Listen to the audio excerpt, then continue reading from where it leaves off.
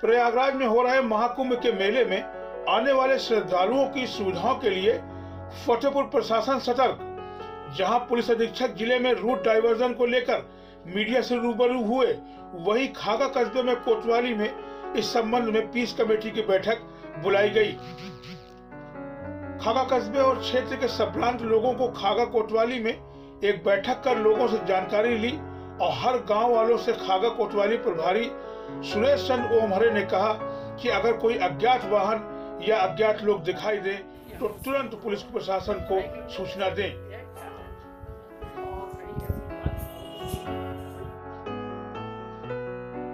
वहीं खागा उप जिलाधिकारी राहुल विश्वकर्मा जी ने कहा कि नगर में जितने भी व्यापारी हैं वो लोग जो बाहर से सामान वाले भारी वाहनों को पर्व के आगे पीछे मंगवाएं, वरना गाड़ी बाहर ही खड़ी करा दी जाएगी।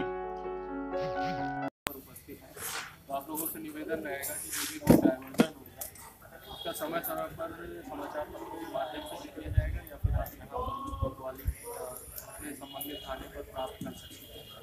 कब कहाँ से होगा उसका आपको अनुपालन करना है।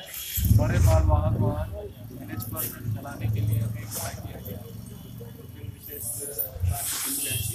वो बंद रहेगा आप लोगों से। वहीं जिला फतेहपुर में पुलिस अधीक्षक राहुल राजीव मीडिया से रूबरू होते हुए इस महाकुंभ पर्व पर कुछ रूट डाइवर्जन के बारे में बताया। आइए सुनते हैं क्या कहते हैं राहुल राजीव। कुंभ 2019 के दृष्टिगत आगामी मकर संक्रांति को के पर्व पर हमने फतेहपुर जनपद में जो भारी वाहन है उन भारी वाहनों को 12 तारीख को दोपहर 12 बजे से डाइवर्ट करने का निर्णय लिया गया है, जिसमें डाइवर्जन के 2 पॉइंट बनाए गए हैं। कानपुर से आने वाले वाहन जो कि रीवा मिर्जापुर की तरफ जाएंगे उन वाहनों को चौडगरा से मोड़ दिया जाएगा और उनको बिंदकी ललौली होते हुए बांदा जनपद की तरफ निकाल दिया जाएगा। ऐसे ही जो कानपुर से आने वाले वाहन वाराणसी की तरफ जाएंगे या बिहार की तरफ जाने वाले होंगे उनको लखनऊ बाईपास पर यानी हुसैन ने लखनऊ बाईपास से डाइवर्ट करके रायबरेली की तरफ निकाला जाएगा और रायबरेली से ये प्रतापगढ़ और मुंगरा बादशाहपुर जौनपुर होते हुए वाराणसी की तरफ निकल जाएंगे।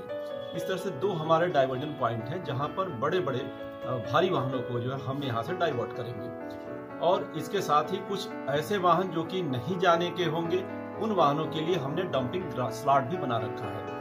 पूरे हाईवे पर जितने भी थाने हैं हर थाना क्षेत्र में हमने 4-5 स्थान चिन्हित कर रखे हैं जिसमें 200-200 300-300 गाड़ियां जो हैं वो डंप की जा सकती हैं। तो वहां पर भी हमने सारे जो है संसाधन वहां पर इकट्ठे कर रखे हैं और सारे उसमें रैंप वगैरह सारे बनवा दिए जा रहे हैं। इस तरह से हमारा डाइवर्जन स्टार्ट हो जाएगा। किसी भी भारी वाहन को प्रयागराज की तरफ नहीं जाने दिया जाएगा हुसैनगंज बाईपास के आगे से, और केवल श्रद्धालुओं की गाड़ियां जो है वे ही जा सकेंगे प्रयागराज की तरफ। और श्रद्धालुओं की गाड़ियों के लिए भी हमने पूरे हाईवे पर सुविधाजनक एक रोड मैप तैयार किया है जिसमें जितने महाविद्यालय हैं, जितने इंटरमीडिएट कॉलेज हैं, उन कॉलेजों को चिन्हित किया गया है और उन कॉलेजों में गाड़ियों को रुकने के लिए, श्रद्धालुओं को रुकने के लिए लाइट की, पानी की सारी व्यवस्था जो है, शौचालय की सब व्यवस्था जो है कराई जा रही है। इस तरह से कुंभ की व्यवस्था के तहत फतेहपुर जनपद की तरफ से पूरी तरह से पुलिस प्रशासन तैयार और मुस्तैद है। जहां कुंभ पर्व को लेकर के पुलिस अधीक्षक राहुल राजीव बेहद संजीदा दिखे, वहीं खागा क्षेत्राधिकारी बखूबी जिम्मेदारी को निभाते हुए कहा कि यह कुंभ मेले में जरा सा किसी भी तरह की लापरवाही बर्दाश्त नहीं किया जाएगा, क्योंकि यह प्रयागराज में जो कुंभ हो रहा है वह क्षेत्र का नहीं बल्कि पूरे देश का कुंभ मेला है। वहीं जिलाधिकारी अंजनेय कुमार जी ने पहले से ही हाईवे किनारे वर्षों से वीरान पड़ा पर्यटक स्थल को, जिसको नगर पंचायत की जिम्मेदारी में देकर रैन बसेरा बनाया गया, जिसमें कुंभ के मेले में आने जाने वाले लोगों को किसी भी तरह की कोई परेशानी का सामना न करना पड़े। इसमें न सिर्फ रैन बसेरा जो रात में अगर कोई दिक्कत है उनको तो लोग रुकवा सकते हैं, बल्कि कुंभ के दौरान कई सारे यात्रियों को वहाँ पे रुकवा सकते हैं। वहीं व्यापार मंडल के अध्यक्ष प्रकाश पांडे जी ने भी व्यापारियों की ओर से सहयोग करने का विश्वास दिया। वो भी जो पर्व के डेट है उन पर्व के डेट पे, जैसे मान लीजिए मकर संक्रांति हमारी पड़ रही 15 को, तो 12 तारीख से लेके और 16 तारीख तक जो है ये सब प्रतिबंधित रहेगा। उसके बाद फिर जो है अगला जो पड़ाव अगला जो आएगा पर्व उसमें फिर से वही रूट डाइवर्जन जो है वो उसी पे काम किया जाएगा। और सुरक्षा के दृष्टिकोण से जो कोई ऐसा बाहरी आदमी यहाँ पे अगर है जिसका मान लीजिए संदिग्ध है, जो हम लोग नहीं जानते कहाँ का रहने वाला है, तो उसके संबंध में सूचना देना प्रशासन को, ताकि या उसकी गतिविधियों पर हम लोगों को ध्यान रखना है। इस संबंध में आगाह करने के लिए, बताने के लिए जो है प्रशासनिक बैठक बुलाई गई थी। और ये यहाँ जो कुछ रैन बसेरा वगैरह बसे हैं, रैन बसेरा के लिए तो हमने स्वयं पूछा था एसडीएम साहब से, तो उन्होंने बताया कि रैन बसेरा यहाँ एक पर्यटक हाउस बना हुआ था, उसको जो है रैन बसेरा के रूप में परिवर्तित कर दिया गया है। और उसमें जो है जो भी रुकने वाले लोग होंगे वो अपना वहाँ रुक सकते हैं। उनके लिए पूरी व्यवस्था वहाँ नगर पंचायत द्वारा की गई है।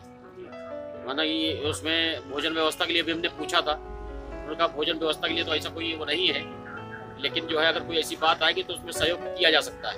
आपका प्रकाश पांडे, अध्यक्ष व्यापार मंडल। इस पीस कमेटी का आयोजन कोतवाली प्रभारी सुरेश चंद्र ओमहरे ने किया, जिसकी अध्यक्षता उप जिलाधिकारी राहुल विश्वकर्मा जी ने की। विशिष्ट क्षेत्राधिकारी महोदय और समस्त नागरिक अतिथि। ये थे हमारे ब्यूरो रिपोर्ट संजय पटेल की खास खबर। सब्सक्राइब करें हमें और जुड़ जाएं हमारे साथ हर छोटी बड़ी खबरों के लिए। अजरा न्यूज, जिला फतेहपुर।